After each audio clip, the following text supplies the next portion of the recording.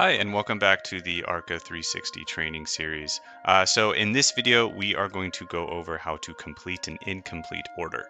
As you know, inside ARKA, you can do a full ordering service proposals for commercial and residential and permit packs. So today we're going to go over how to complete that transaction. So in your CRM or anywhere at any time in the software, you always have access to your tool belt here. So if we look here at orders, it looks like a little shopping bag. You can click on that, and that will bring you to the different stages of your orders. So if we look at all of our orders, we can see everything. If we look at our order placed, we can see our order placed, our incomplete orders, our active orders, pending, completed, rejected, and canceled. So you can view all of these.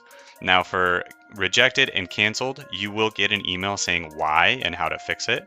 But for incomplete, you click incomplete, complete order, and it will pick you up right where you left off in the ordering process, whether it's a commercial, residential, permit, or proposal.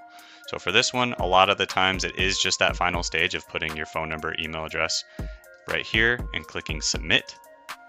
Other times it's you didn't add components, you didn't add pricing. So we've made our ordering software very easy as a 1, 2, 3 step.